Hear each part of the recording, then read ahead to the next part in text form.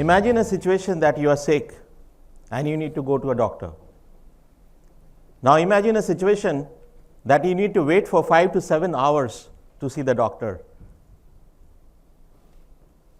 And imagine a situation wherein you need to walk for more than 20 to 25 kilometers. Sounds weird, right? This is the problem with more than 800 million people who are staying in the semi-urban and the rural areas in India. More than 80% of the population is being served with less than 20% of the doctors and the healthcare infrastructure.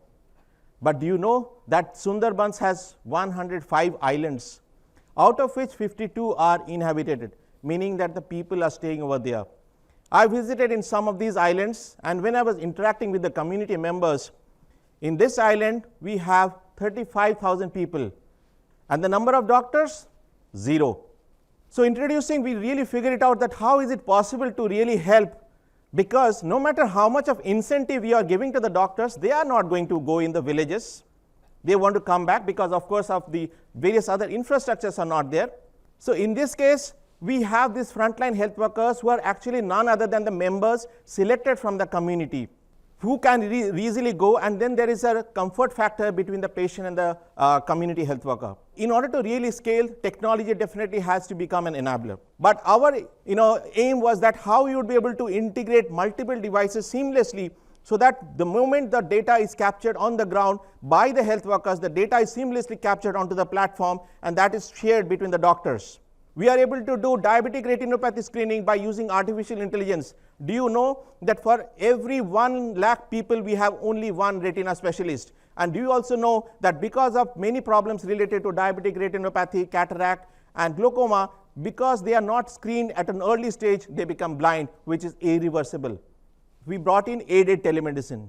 Unlike a pure telemedicine platform wherein a patient, let's say a 70-year-old person, is trying to speak with a doctor, and the patient says, I've got fever. The doctor says, how much? The patient says, I don't know, because I don't have any medical equipment or a thermometer. What kind of treatment do you think that the patient would be able to get from the doctor? In our case, we have aided telemedicine where they are able to go with the medic bags, they are able to capture all the vitals, enter the data into the platform, and then initiate the call between the patient and the doctor. And because of that, we were also adjudged as India's top 50 COVID-19 warriors by World Economic Forum.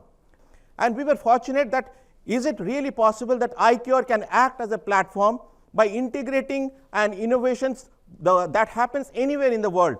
Let's say we work with McGill University, University of Michigan, MIT, Stanford, IIM Lucknow, IIM Calcutta, and many others, because our objective was that if there is any innovation anywhere in the world, that should be for the community in the last mile, and that has been our objective.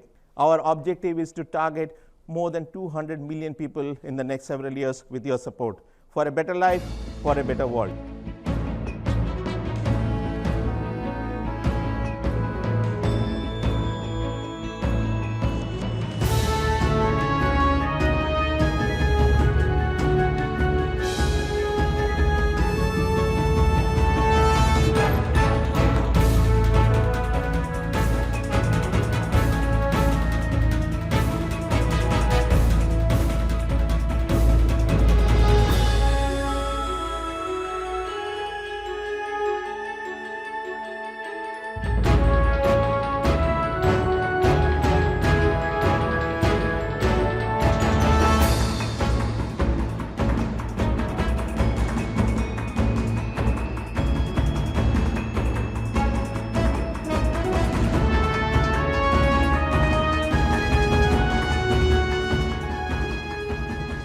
India is a population of more than 1.3 billion people, and there are many areas wherein there are so much of social innovation which is happening, and I think such kind of a platform, Green Talks, can really showcase such innovation and talent wherein we would be able to penetrate into far-flung areas through this.